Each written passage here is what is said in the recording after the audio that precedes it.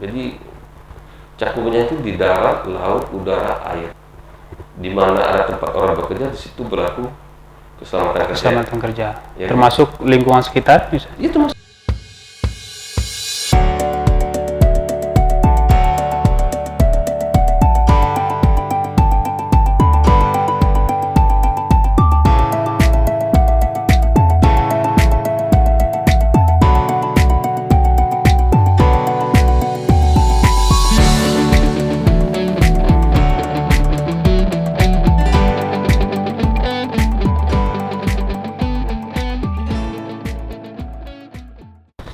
Kerabat Andalas TV, Hari Keselamatan Kerja selalu diperingati pada tanggal 28 April di berbagai belahan negara. Saat ini kita akan membincangkannya dengan salah seorang pimpinan cabang PJK3 PT Sepro Indotama, yaitu Bang Wirya Pansuri. Apa kabar Bang? Alhamdulillah baik, sehat. Sehat. Sibuk sekarang? Berkah Ramadan. Ramadan ya. Tapi perusahaan PJK3 ini tidak terlalu banyak ya di Padang? Ada juga banyak, tapi rata-rata kan sejak pandemi ini kan boleh dikatakan hampir kegiatan PJK3 itu lebih banyak vakumnya. Karena kegiatan PJK3 itu kan lebih banyak menghadirkan orang dalam sebuah pertemuan. Ya, apakah itu pelatihan, sertifikasi, uji kompetensi, uji riksa misalnya untuk alat industri, peralatan. Nah, sekarang karena kondisinya bukan hanya kita di Sumatera, di Indonesia dan dunia, yang menyebabkan semua kegiatan segala bidang yang menyangkut ketenaga kerjaan jadi agak turun, agak melandai. Bukan agak, udah melandai kali. Udah melandai kali ya. Tapi ada ya. Tapi ada juga lah ya. Bang, mungkin kerabat Andalas TV pengen tahu nih, K3 itu apa sih sebenarnya? Ya, K3 itu sebenarnya kan udah lama, kalau di Indonesia kan sudah lama berlaku. Undang-undangnya aja udah tahun 70 kan. Tahun 70 ya. Undang nomor 1 tahun 70 tentang keselamatan kerja kan. Tetapi penerapannya ya secara menyeluruh dan komprehensif itu kan sampai sekarang belum menjadi sebuah budaya di setiap perusahaan-perusahaan atau di tempat kerja. Sebenarnya itu apalagi sebenarnya kalau sejarahnya dalam keselamatan kerja itu kan sejak terjadinya revolusi industri di Inggris dulu, di mana pesawat uap itu ditemukan dan dari revolusi industri itu terjadi produktivitas yang menurun akibat tidak adanya perhatian terhadap pekerja yang menyebabkan kematian, kesehatan pekerja yang menurun. Indonesia di zaman Belanda juga sudah melakukan itu kan, karena sudah ada aturan-aturan yang diterapkan pada pemerintah Belanda waktu itu, terutama di pabrik-pabrik gula, perkebunan gitu ya, atau di bangunan-bangunan konstruksi Belanda waktu itu. Nah, di zaman kemerdekaan baru Indonesia mengadopsi undang-undangnya jadi produk undang-undang di negara kita itu, jadi Undang-Undang Nomor 1 Tahun 70 tentang keselamatan kerja, dan tentang waktunya turunan dari Undang-Undang 170 itu ditindaklanjuti dengan PP di tahun 2012 dengan PP 50 tahun 2012 ya, tentang penerapan sistem manajemen keselamatan kerja. Cukup panjang waktunya ya? Ya, artinya keseriusan kita dalam memaknai keselamatan kerja itu untuk melindungi pekerja. Di dunia kerja itu artinya kita kan termasuk yang lambat mengadopsinya, bukan lambat menerapkan ketegasan kita menerapkannya. Tetapi mengadopsinya sudah diterapkan sejak tahun 70. Nah, tapi sebenarnya itu perkembangan penerapan ini tak terlepas juga dari tuntutan global sebenarnya. Iya. Sekarang di dunia perusahaan internasional sudah mewajibkan. Ada ISO 9001, ISO 9000, ada OSHA semacam ini kan, ada standar ILO yang mau nggak mau kita harus mengikuti standar tersebut, karena kompetensi tenaga kerja kita keluar nanti tentu akan kalah bersaing dengan tenaga kerja lainnya. Kalau misalnya ada di ASEAN itu sudah ada pedagang bekas ASEAN, jadi Indonesia sudah mengikuti G20, misalnya ikutan G20. Nah ini tentu kalau nggak diadopsi dan kita tidak mengakselerasinya dengan cepat, tentu kita akan ketinggalan dengan negara-negara tetangga. Misalnya saja saya pernah ke Singapura bekerja sama dengan salah satu lembaga K3 internasional yang berkedudukan di Inggris kayak IOM itu mereka bisa memberikan sertifikat yang bertaraf internasional yang bisa direkomendasikan bekerja di Uni Eropa, di Arab dan di negara-negara Commonwealth, British Commonwealth. Jadi kan, nah kalau kita nggak menerapkan itu, ya tentu kita akan jauh tertinggal. Makanya sekarang dan sangat rugi di situ. Sangat rugi. Nah, karena apa? Nah sekarang kita lihat kalau saya sudah mengikuti beberapa penerapan ini, apakah di dunia industri, di pertambangan, di konstruksi misalnya kan, dari dunia itu saya lihat sekarang baru beberapa tahun terakhir ini sudah keseriusan sudah kuat ya, sudah lumayan lah ya. Lumayan, apalagi di dunia pertambangan. Ya, saya 2 tahun saya di dunia pertambangan, di Kementerian SDM itu mengikuti mengadakan pelatihan dan sertifikasi orang tambang misalnya kan. Itu di tambang itu kan nggak ada terminal tenaga kerja, semuanya harus zero kan. Harus ada capaian zero accident ya.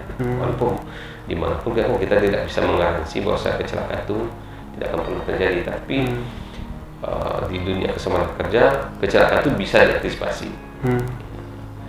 Yang namanya takdir itu bisa diantisipasi dengan kesehatan keselamatan kerja. Ruang lingkupnya memang K3 itu hanya untuk keselamatan kerja. Oh, sebenarnya K3 itu sangat luas sekali loh cakupannya. Jadi cakupannya itu di darat, laut, udara, air. Di mana ada tempat orang bekerja, di situ berlaku keselamatan kerja. Ya, termasuk lingkungan sekitar bisa? Iya, termasuk di mana pun orang bekerja. Di rumahnya sendiri itu ada standar K3-nya juga. Misalnya kalau orang istri kita misalnya lagi masak di dapur kan harus diperhatikan. Karena di sana ada pisau, ada pecahan kaca, ada gas, ya kan? Bagaimana ventilasi udara, sirkulasi udara di dapur itu, bagaimana lantai itu supaya bersih, jangan licin, akan berisiko pada ketika lalu lintas di dapur itu orang lewat misalnya, termasuk penggunaan alat-alat dapur, termasuk juga apalagi di kantoran itu juga ada standarnya, keselamatan kerjanya. Jadi standar minimal untuk kantor apa aja yang harus dilengkapi? Dia nggak ada standar minimal, dia harus standarnya sudah ada. Standar sudah nggak ada. Standarnya biasanya orang kan bilang standar minimal. Jadi kalau gedung itu kantor itu harus ada akses jalannya, sirkulasi udaranya, ergonomi tempat dia bekerja. Kalau dia duduk di depan kamera atau di depan komputer itu tentu sekian jam dia di depan komputer tentu punya kelelahan tertentu di organ tubuh, di mata, di panggulnya. Jadi dan tempat duduk ini harus ergonomis, harus sesuai dengan kebutuhan tubuhnya. Yang membuat tidak menimbulkan kelelahan misalnya. Sampai ke tempat duduk sampai ke tempat itu diatur. Termasuk kebisingan, bagaimana suhu udara kerjanya, bagaimana debu yang tebangan di lingkungan kerjanya. Nah kalau di sini misalnya ini kan jauh lah dari pusat lalu lintas kendaraan atau daerah debu misalnya. Nah, tapi kalau daerah-daerah yang dekat kantornya dekat lalu lintas kendaraan bermotor, itu kan jalan-jalan utama. Jalan utama. Ini kan perlu harus ada uji lingkungan kerjanya, kebisingan, debu, iklim, suhu. Dia diuji atau diaudit namanya itu? Kalau lingkungan kerja nanti akan dilaksanakan uji lingkungan kerja. Jadi biasanya kalau di Sumatera Barat itu kan ada Balai K3 Sumatera Barat yang di Katip Sulaiman itu. Kalau dulu namanya Balai Hiperkes kan. Iya. Balai Higiene Kesehatan Keselamatan Kerja. Nah, sekarang sudah balai. Jadi balai itu yang akan melakukan pengujian. Nah, balai itu nanti yang akan melakukan uji lingkungan kerja. Nah, apakah itu diminta oleh pihak perusahaan atau dari pihak konsultan. Nah, biasanya ini lingkupnya sangat banyak itu sebenarnya. Berapa banyak perusahaan-perusahaan di Sumatera Barat? Di Sumatera Barat itu hampir 50 ribuan yang perusahaan terdaftar ya. 50 ribuan. Nah, kalau penerapannya itu hanya diterapkan di Sumatera Barat ini, penerapan sistem manajemen kesehatan kerja itu secara masif, juga ada kendalanya juga. Karena pengawas tenaga kerja itu di Sumatera Barat ini kan terbatas juga. Sedangkan pelaku usaha atau dunia industri itu juga tidak serta-merta juga mengikuti prosedur aturan SMK 3 kan, sistem manajemen kerja. Nah, 2 tahun terakhir saya melihat di Kementerian Perumahan Rakyat itu sistem menerapkan sistem manajemen keselamatan kerja konstruksi ini juga sangat masif sekarang. Bahkan pelaku usaha dunia usaha konstruksi pun sekarang harus diwajibkan punya petugas minimal petugas K3 ya. Jadi biasanya kalau kita di PJ K3 dengan asosiasi saya dan dari PT Sevro dan asosiasi adik K3 konstruksi atau sekarang namanya PPPKI, itu bekerjasama dengan Balai Jasa Konstruksi Wilayah 1 Banda Aceh melaksanakan sertifikasi tukar-tukar ya, dan memberikan keahlian, pengetahuan dan keahlian untuk petugas K3, minimal petugas K3 ya. Posisi PJ K3 di situ sebagai apa Bang? Nah, PJ K3 ini kan sebenarnya yang memberikan layanan konsultasi sebenarnya. Nah, bisa itu melaksanakan pelatihan, uji riksa alat-alat produksi, dan juga memberikan advice ya, semacam bimbingan, arahan, dan juga bisa melakukan audit. Tergantung bidang apa yang akan kita kerjakan. Nah, PJK 3 ini lebih dekatnya kepada stakeholder itu kan ke Kementerian Tenaga Kerja. Nah, berbarengan dengan itu, karena di Kementerian Tenaga Kerja kan disangka ada fungsi pengawasan dan pembinaan. Jadi makanya di Kementerian Tenaga Kerja ada Dirjen Pengawasan ya kan. Di provinsi itu Dinas Tenaga Kerja ada UPTD pengawas. UPTD pengawas ya. Kantornya di Rasuna Said itu kan. Itu di bawah kementerian itu? Enggak, itu di bawah Dinas Tenaga Kerja provinsi. Di Tenaga Kerja provinsi. Yang balai tadi baru di bawah. Nah, kalau balai kalau balai jasa konstruksi itu di bawah Kementerian PU. Tapi segmennya untuk K3 konstruksi itu tentu domainnya di Kementerian PU. Yang apa? Tetapi fungsi pengawasannya tetap juga melekat ke Dinas Tenaga Kerja. Jadi misalnya kalau saya lihat ada terjadi kecelakaan kerja, yang menjadi penyidik dari kecelakaan kerja itu adalah pengawas tenaga kerja. Sumatera kan dibagi 3 tuh wilayah pengawasannya, wilayah 1, wilayah 2, dan wilayah 3. Nah, kalau Padang ini kan termasuk wilayah 1. Jadi PJTKI inilah yang menjadi bagian dari apa namanya mitra lah dari perusahaan-perusahaan yang berjalan. Jadi kalau misalnya perusahaan-perusahaan yang membutuhkan ada pelatihan misalnya ahli K3 umum. Nah, jadi setiap perusahaan kan harus memiliki ahli K3 umum. Karena perusahaan wajib ya. Nah, kalau apalagi yang sudah memperkerjakan minimal 100 orang atau yang mempunyai risiko pekerjaan tinggi terhadap kecelakaan kerja itu wajib punya ahli K3 umum. Ahli K3 termasuk menerapkan standar keselamatan dan kesehatan tadi betul. Jadi kalau mereka sudah punya ahli K3 umum itu pasti tugasnya akan menyelenggarakan pelaksanaan sistem manajemen keselamatan kerja. Itu tugasnya. Nah, sayang di 19 kabupaten kota di Sulawesi Barat ini petugas pengawas ini kan sangat terbatas jumlahnya. Kalau nggak salah saya terakhir itu saya ketahui sebanyak 28 orang, belum lagi yang udah mau pensiun. Ada pensiunnya 28 yang ada di provinsi ya? Yang ada di provinsi. Kalau di kabupaten memang nggak ada? Sekarang kan ditarik, jadi pengawas tenaga kerja itu ditarik ke provinsi. Jadi ditarik. Tidak ada di kabupaten kota lagi. Jadi makanya dibagi wilayahnya 3 pengawasan. Ada wilayah 1, wilayah 2, dan wilayah 3. Nah, satu wilayah itu dikepalai oleh kepala PTD-nya. Jadi setiap bila terjadi kecelakaan kerja, fungsi pembinaan dan fungsi investigasi itu nanti kan dari karena di pengawas itu ada penyidiknya juga. Penyidik sipilnya kan. Biasanya Bang, diawasi kan mestinya sebelum kecelakaan ya. Memastikan memang standar itu diterapkan oleh perusahaan. Iya, makanya perpanjangan tangan dari pemerintah itu harus diadakan di setiap perusahaan itu ada orang yang mempunyai sertifikat ahli K3 umum. Oh, punya sertifikat juga ya? Karena mereka akan jadi perpanjangan pemerintah di perusahaan. Di perusahaan. Ya, karena mereka akan ditetapkan sebagai ahli K3. Karena nanti posisinya adalah sebagai pembina di perusahaan bersangkutan ya. Di perusahaan bersangkutan. Jadi nanti orang ini akan diposisikan sebagai petugas dari organisasi ada namanya P2K3. Nah, di P2K3 ini nanti mereka akan berurusan dengan pemerintah, dengan perusahaan, dengan masyarakat, dengan BPJS dan semacam tenaga kerja. Jadi orang ini nanti akan menyusun kegiatan tahunannya di perusahaan seperti apa, dan membuat laporan kalau ada kecelakaan kerja atau laporan tahunan, bulanan, mingguan. Mereka akan melaporkan itu dari petugas yang. Jadi kerabat yang yang pekerja juga harus mengetahui itu. Oh ya.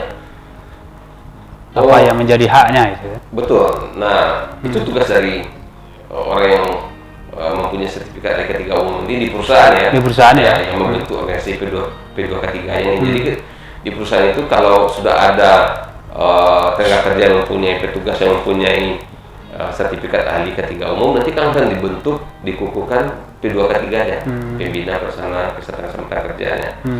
Nah, jadi akan ada siapa ketuanya, siapa sekretarisnya, dan siapa anggota-anggotanya itu nanti ada bidang tanggap daruratnya, ada bidang P3K-nya, ada bidang evakuasinya, ada bidang ya tergantung perusahaan ya, yang bidang-bidangnya. Tetapi tidak semua perusahaan, rata-rata baru perusahaan yang kegiatannya besar yang baru menemukan seperti itu, kayak dunia industri, perusahaan konstruksi yang besar. Nah, kalau kayak Waskita Karya, KI, misalnya di Proyektor itu sudah ada tuh lengkap organisasi K3-nya. Di konstruksi ya. Konstruksi, apalagi di dunia industri ya. Tapi yang kecil-kecil masih di dunia ya, makanya kayak di perusahaan konstruksi yang kecil itu kan baru disediakan orang yang sudah mempunyai sertifikat petugas K3, teknisi, K3 ya. Karena setiap lelang juga disertakan sertifikat tenaga ahli itu, Pak. Nah, di dunia konstruksi sekarang disyaratkan harusnya tenaga ahli K3 konstruksi. Harus disiapkan. Kalau nggak sekarang tidak memenuhi mereka. Jadi sekarang makanya asosiasi K3 konstruksi itu sekarang jadi manis juga. Ininya kegiatannya. Tapi ada juga yang main sertifikat saja. Ya. Yang itu kan kita nggak kasih stick lah ya. Ada hanya sebatas portofolio aja gitu. Iya. Biar ikut lelang saja. Ya. Tapi itu sebenarnya merugikan mereka sendiri ya. Kenapa? Kalau terjadi kecelakaan kerja yang akan merugikan dia, karena akan diinvestigasikan nanti si perusahaan. Emang sanksinya? Sanksi pidananya sekarang kan kuat. Kalau kejahatan tegas ya. Di Undang Keselamatan Kerja itu kan ada ini di PP di SMK 3 itu. Jadi kecelakaan kerja itu hukumnya udah pidana kan.